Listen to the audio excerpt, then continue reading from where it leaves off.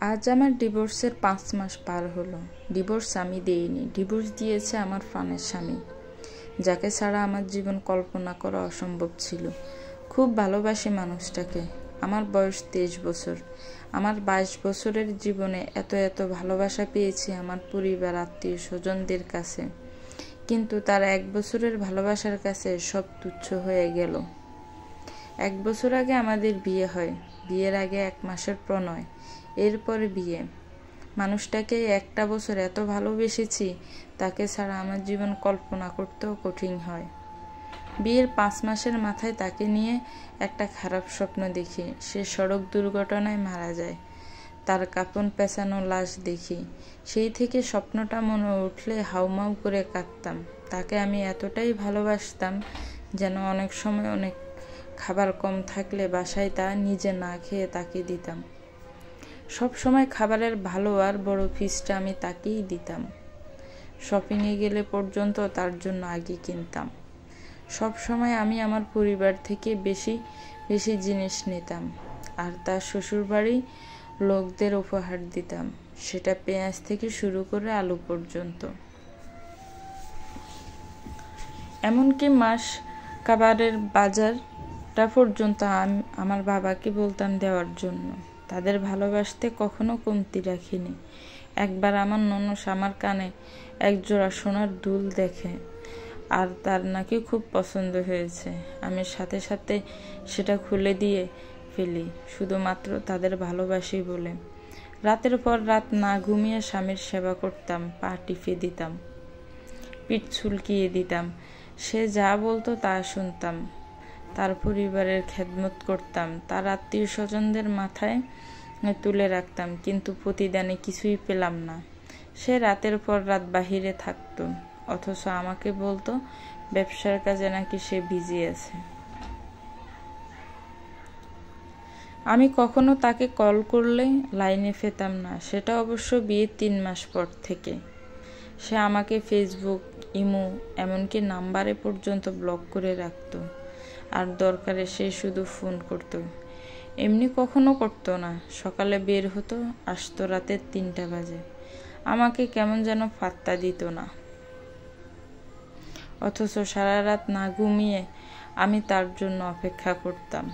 ভাত না খেয়ে তার অপেক্ষায় বসে থাকতাম, কিন্তু সে আমার সাথে কেমন ব্যবহার যেন করত।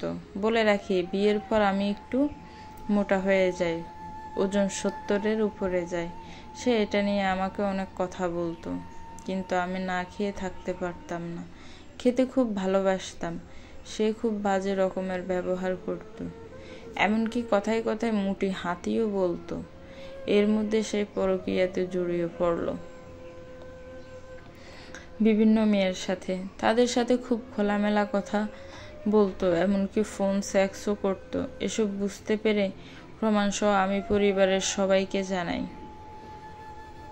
সে সব অস্বীকার করে। দিন যেতে থাকে, আমাকে অবহেলা চরম পর্যায়ে করতে থাকে। তাকে বিভিন্ন মেয়েদের সাথে দিনের পর দিন কথা বলতে দেখতাম, এমনকি আমার নামে তাদের কাছে খুব বদনামি করতে থাকতো। আমি ভালো না, আমার পরিবার ভালো না, আরও কত কি। অথচ তার জন্য আমি আমার বাপের বাড়ি থেকে গরুর দুধ থেকে শুরু করে ফলমূল সব দিতে বলতাম, যাতে একটু সুখে থাকি। কিন্তু নসিব আসলেই খারাপ হয়। দিন যেতে থাকে, তার পরিবারের সবাই আমাকে অবহেলা করতে শুরু করে, অথচ তাদের জন্য আমি সব করতে রাজি। তারা আমার এই খারাপ সময়ে কখনো কোনো সাপোর্ট আর সাহায্যও করেনি। সে মেয়ে দেখতে বলে তার পরিবারকে, সে নাকি আবার বিয়ে করবে। আমি নাকি অনেক মোটা, আমার ওজন 75 কেজি।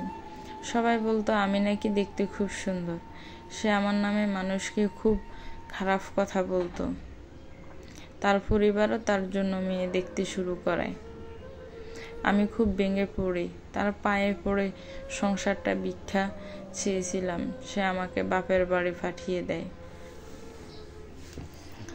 আমি আসতে চাইনি, কিন্তু খুব বাজে ব্যবহার আর মেরে পাঠিয়ে দেয়। এরপর আমি বেহায়ার মতো আবার যাই, কিন্তু তার পরিবার এবং সে দরজাও খুলেনি। যাদের এত কিছু খাইয়েছি, এত করেছি, তারাও বেইমানি করলো।